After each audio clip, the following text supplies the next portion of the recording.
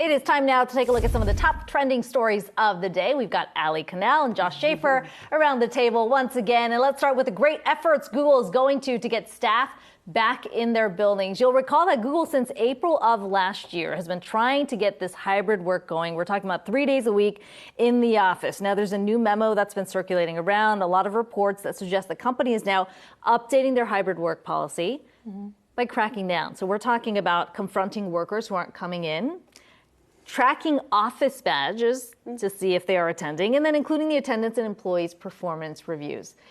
Is that fair if you don't have workers who are coming back into the office? I think if you're telling workers that you already approved to be remote, that they now have to come back when a lot of those workers have moved maybe to different cities and different states, that's not necessarily fair.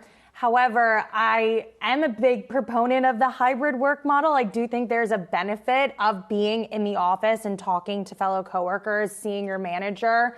So to me, if that is a policy and you work for this company and you're making the big bucks and they want you to come into the office a few days a week, I don't think that is egregious. They're not demanding 5 days a week.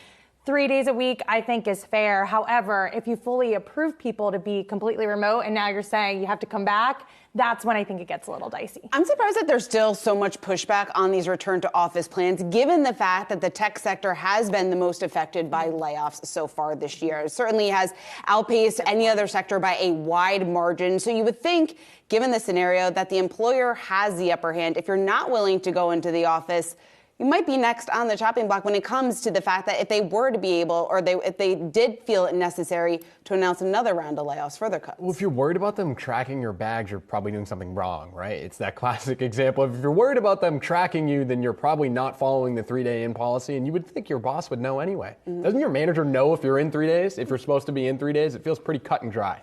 You know, what's interesting, though, is the conversation I had in the office today about to what extent the employee should incentivize the return. I mean, if you've noticed, at least at the Yahoo office, when there's free food, we got a lot more people coming in. Yeah. Should that be an offering? I mean, we've heard companies doing that, but to what extent is it the onus on the company to be doing stuff like that?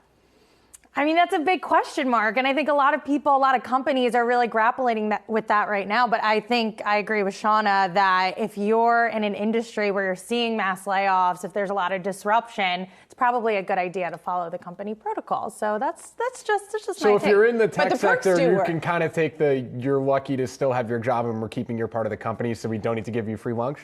I mean, I still think free That's lunch right. should be. I mean, didn't Google already I was going to say, have free Google lunch? also has a heck of a lot of things perks. going on in that So office. if they're having trouble bringing people back to the office, given the number of perks that they have, at least in their New York City office, it really shows that maybe perks don't have the pull there that it does at Yahoo. Yeah, maybe it's not like free, journalists who just go towards free food. Maybe it's not that easy with tech workers. Maybe they're like, I'll make my own lunch.